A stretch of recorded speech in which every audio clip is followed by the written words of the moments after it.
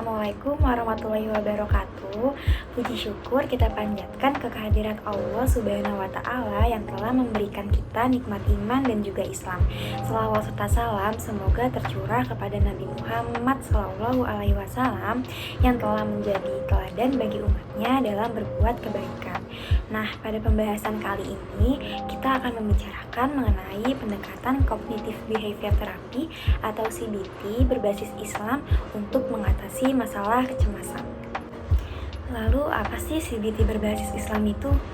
Jadi, menurut Michelle G. Pearce pada tahun 2015, CBT berbasis Islam adalah suatu pendekatan terapi manual yang disusun untuk menolong dalam mengembangkan pemikiran yang positif dan mereduksi pemikiran negatif individu dengan menjadikan keyakinan, praktik, dan agama sebagai sumber utama. Di mana tujuan dari CBT ini adalah untuk membantu konseli supaya mendapat pencerahan diri dalam mempelajari dan mengaplikasikan nilai-nilai yang terdapat di agama melalui uswatun hasanah, penyesuaian, pengarahan, dialog, dan pemberian informasi sejak masa kanak-kanak hingga dewasa. Dan dalam pendekatannya, pendekatan ini berpedoman pada Al-Quran dan Al-Hadis untuk membantu dan mengatasi permasalahan konseli dan dapat mandiri dalam menjalani kehidupan dengan baik dan benar. Lalu, apa sih perbedaannya dengan pendekatan CBT yang sudah ada?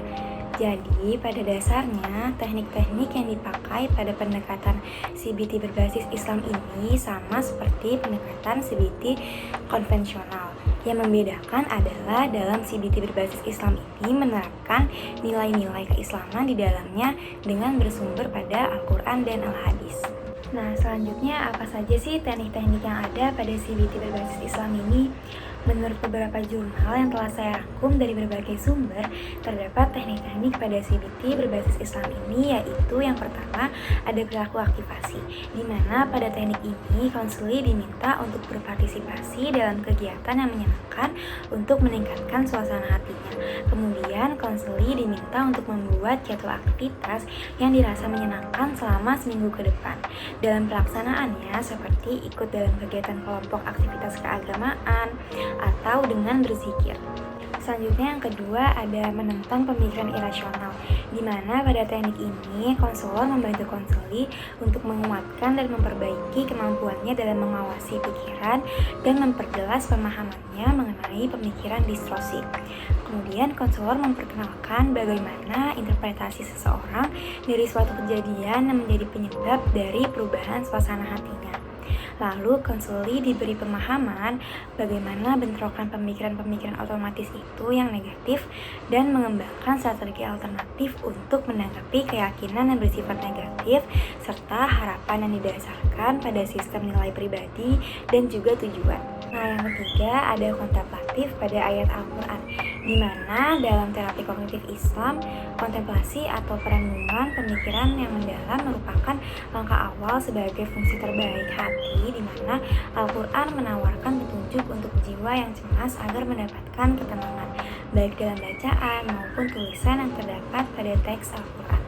Diketahui bahwa ayat Al-Quran banyak mengandung petunjuk bagaimana mengatasi permasalahan hidup, salah satunya masalah kecemasan. Selanjutnya yang keempat ada menumbuhkan rasa syukur, di mana pada teknik ini konseli diperlihatkan manfaat dari bersyukur. Kemudian konselor membantunya mengeksplorasi apa artinya menjadi orang yang senantiasa bersyukur dan bagaimana bersyukur telah berkurang atau hilang karena pengalaman dan juga penyakit. Jadi menanamkan rasa syukur pada konseli dapat mempengaruhi bagaimana konseli akan bertindak dan bergaul pada kesehariannya. Yang selanjutnya yang kelima ada sikap altruisme dan juga kedermawanan, di mana pada tahap ini dalam mengungkapkan rasa syukur agama dengan diperkenalkan untuk melakukan tindakan altruistik dan menjadi murah hati. Kemudian konseli dipimpin untuk belajar dalam merencanakan beberapa perilaku altruistik. Yang keenam ada berzikir atau mengingat Allah, di mana pada tahap ini zikir yang dimaksud adalah bukan hanya melalui lisan, namun disertai dengan perilaku yang diaplikasikan dalam kehidupan sehari-hari. Pada pelaksanaannya, spiritualitas mengelola kognitif serta emosi negatif, terdapat dua proses yang didapat dengan mengingat Allah. Pertama, pemusatan perhatian, dan kedua, peredaman emosi dan pikiran negatif. Selanjutnya yang ketujuh ada pertumbuhan rohani, di mana pada teknik ini konselor mendorong konseli agar dapat mencari tahu makna dan tujuan dari permasalahan yang ia hadapi. Konselor menjelaskan nih pentingnya interpretasi seseorang terhadap peristiwa kehidupan sebagai cara untuk menemui pemahaman akan kecemasan dan pertumbuhan rohani lewat cerita yang terdapat dalam Al-Quran yang membahas mengenai kecemasan itu sendiri. Sebagaimana Al-Quran telah banyak memuat kisah-kisah Nabi dengan berbagai ujian yang dihadapi dan masalahnya, serta bagaimana Nabi menemukan makna serta tujuan dari masalah yang ditemuinya. Selanjutnya yang kedelapan atau yang terakhir adalah harapan dan juga pencegahan, di mana pada tahap ini konselor dan konseli berdiskusi mengenai harapan, kemudian memantau kembali keterampilan belajar selama 1 bulan terapi dan menjelajahi bagaimana cara mempertahankan manfaat yang didapat, seperti tetap terlibat dalam kelompok keagamaan atau mengawasi pemikiran yang irasional dan memanfaatkan sumber daya agama. Nah, itu dia pengertian dan teknik-teknik mengenai CBT berbasis Islam untuk mengatasi masalah mental yaitu kecemasan. Semoga yang saya sampaikan tadi dapat menambah pemahaman dan pengetahuan baru.